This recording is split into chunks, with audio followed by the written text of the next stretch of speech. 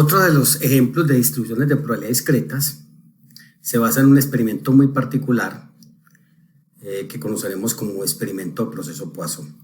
Pero antes de eso, de hablar de esta distribución, vamos a suponer que usted tiene este tipo de experimentos en los cuales está interesado, por ejemplo, establecer el número de accidentes que ocurren en un cruce específico por hora, o determinar el número de errores ortográficos en un escrito por página, o determinar el número de llamadas telefónicas que llegan a una central por minuto o por hora o diariamente, o el número de imperfecciones en un material por centímetro cuadrado, el número de huecos que hay en una carretera por kilómetro, etcétera, etcétera.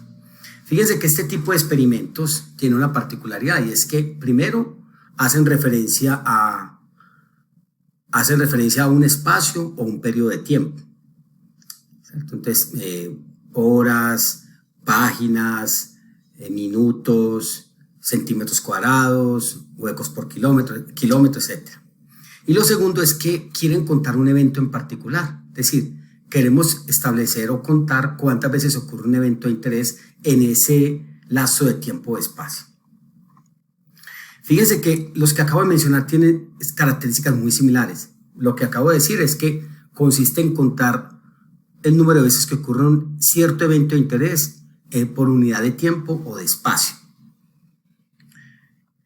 Lo siguiente es que en cada unidad establecida el número de eventos que ocurren se puede considerar independiente de los que ocurren en otras unidades. Por ejemplo, si yo tomo una página de un libro escrito por alguien y voy a contar el número de errores ortográficos, cuando pase a la siguiente página, el número de errores ortográficos que encuentre no va a depender de los que ya he determinado en la página anterior. Entonces, de alguna manera, cuando la unidad que se establece, cuando tomamos diferentes unidades, ya sea tiempos o espacios, entonces el número de eventos que ocurren en cada una de esas unidades es independiente. Por ejemplo, el número de llamadas que llegan el número de accidentes que ocurren en una hora específica es independiente del número de accidentes que ocurren en otra hora específica, así sea el mismo cruce. Y lo último es que es posible, de alguna manera, asumir que la probabilidad de que ocurra un evento en una cierta unidad de tiempo es la misma para cualquier unidad del mismo tipo. Por ejemplo, si consideramos los accidentes por hora, entonces la probabilidad de que ocurra un accidente en esa hora, ¿cierto?, va a ser igual a la probabilidad de que ocurra un accidente en cualquier otro día a la misma hora, ¿cierto? Pero si le cambio la hora, es decir, si ya no digo por hora, sino que digo en el día, entonces la probabilidad se va a modificar. Por lo tanto, si el experimento cumple esa cierta condición, entonces a la misma hora en el mismo cruce, en los días que son similares, uno puede asumir que la probabilidad de que ocurra un accidente es la misma. Si me le cambias el intervalo de tiempo, la probabilidad se va a cambiar.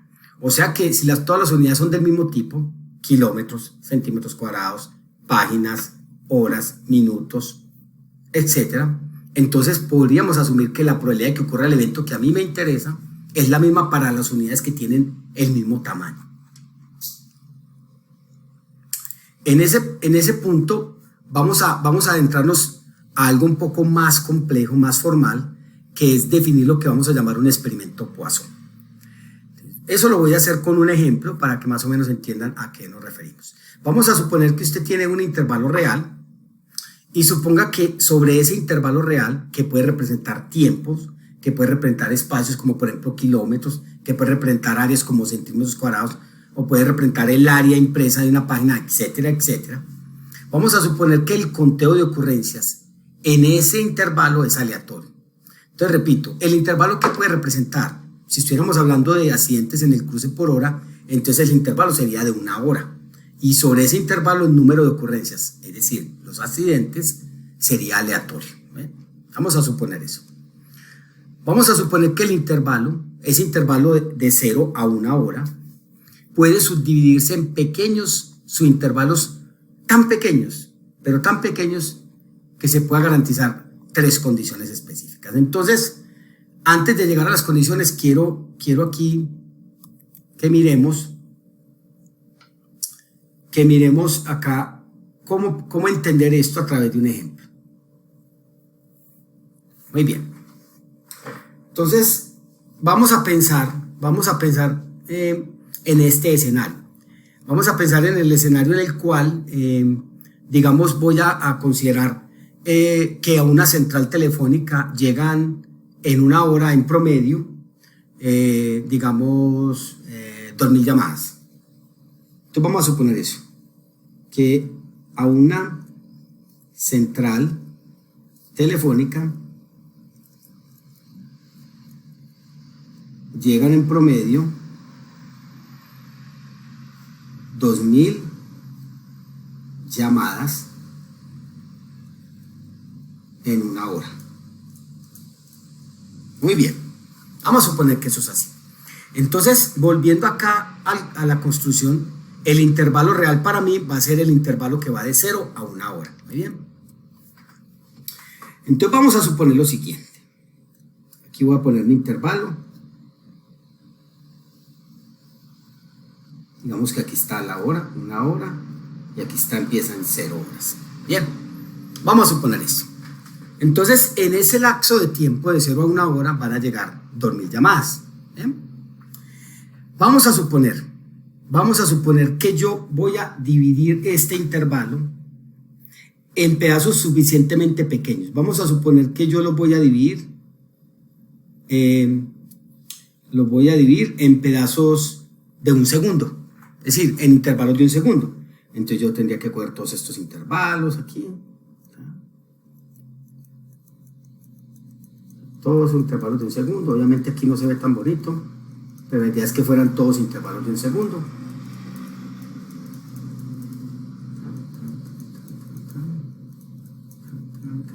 Y digamos que aquí estoy dividiendo todos estos intervalos. Todo esto, dividir ese rango de 1 hora en intervalos de 1 segundo, subintervalos de 1 segundo. Eso significa que aquí usted deberá observar 3.600 intervalos o subintervalos de 1 segundo. Es decir, obviamente aquí no está tan bonito, pero se supone que lo que representa la longitud de este pedazo sería 1 segundo, y así con los demás. Entonces tengo 3.600. Vamos a hacernos la pregunta. Si usted puede garantizar que en cada uno de estos intervalos, en ese intervalo de tiempo, solo llega una llamada o ninguna, entonces listo. Pero si usted no lo puede garantizar, es decir, si usted encuentra por aquí un intervalo de esos de 1 segundo, donde llegaron más de una llamada, entonces usted podría volver a subdividir este intervalo, volverlo a subdividir, ya no en segundos, sino en décimas de segundo, por ejemplo. Entonces esto se vuelve todavía más pequeño, ¿cierto? Décimas de segundo. Y usted vuelve y se hace la misma pregunta. Si en esos subintervalos de 1 décima de segundo, usted puede garantizarme que llega máximo una llamada, es decir, llega una llamada o ninguna, entonces bien. Pero si no lo puede hacer, todavía podría volver a subdividir este intervalo de 1 segundo en centenas de segundo, es decir, en centésimas de segundo. Es decir, volver a hacer esto todavía más fino, donde ya sus intervalos son de 1 centésima de segundo. Y volver a hacerse la pregunta. Si usted puede garantizar que en todos esos intervalos de 1 centésima de segundo llega una llamada o ninguna, entonces,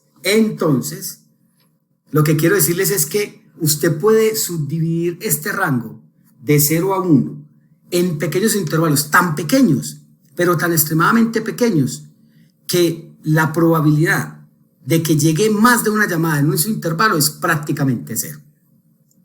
Si usted puede hacer eso, entonces vamos a la primera condición que aparece aquí.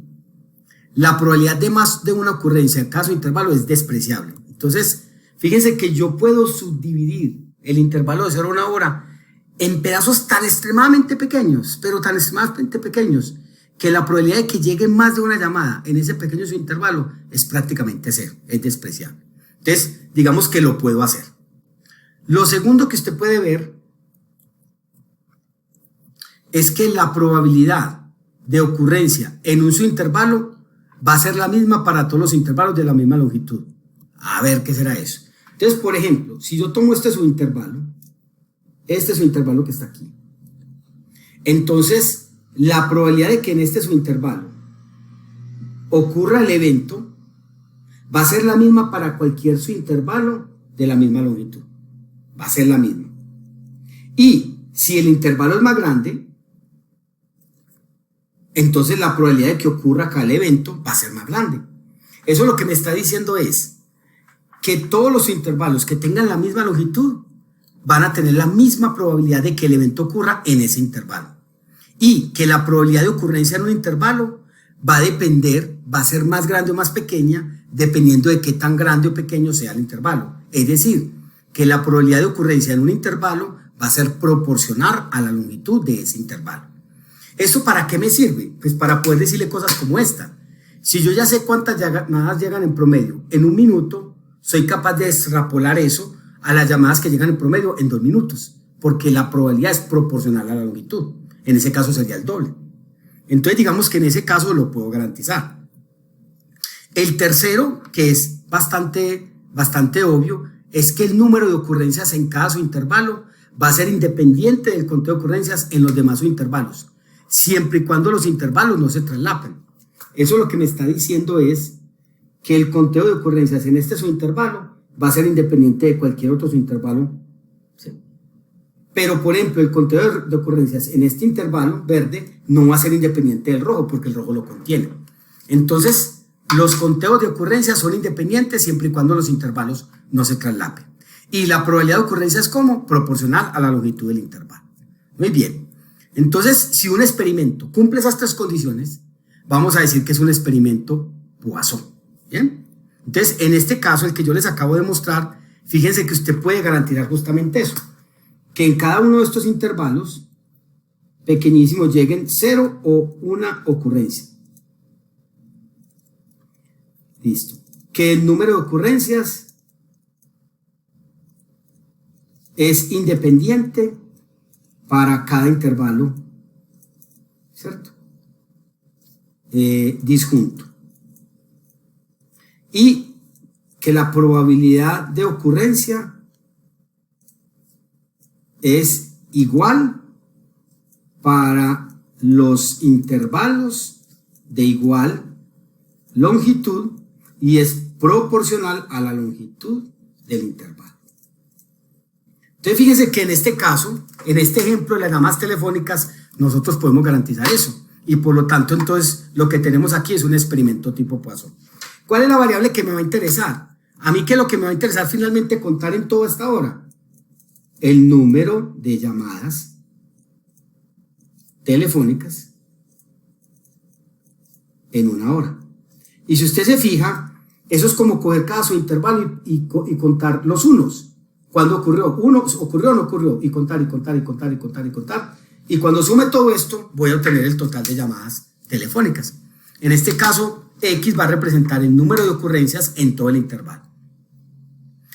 Vamos a decir entonces que si X es esa variable y el experimento cumple estas 3 condiciones, entonces la variable aleatoria X tiene una distribución Poisson con parámetro lambda. ¿Donde qué va a ser ese lambda? Lambda va a ser justamente ese número abstracto que solo es de conocimiento del investigador o del dueño de los datos y es la tasa, es decir, el número promedio de ocurrencias por unidad de tiempo o espacio. En este ejemplo de las llamadas telefónicas, el lambda correspondería a 2000, ¿cierto? El lambda en este caso sería el 2000.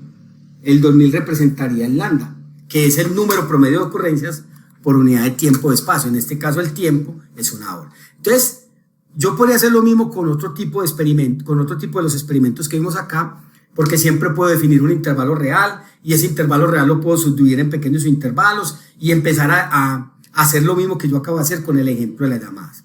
Entonces, no todos los experimentos que contabilicen número de ocurrencias por unidad de tiempo o espacio van a ser eventos Poisson, van a ser variables Poisson. Debe cumplir estas 3 condiciones. Entonces, lo que vamos a ver es que justamente la mayoría de experimentos que vamos a trabajar va a cumplir estas 3 propiedades.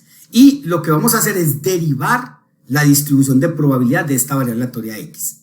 Entonces, en el siguiente video vamos a ver cómo podemos obtener la distribución de probabilidad de la variable X, que es Poisson.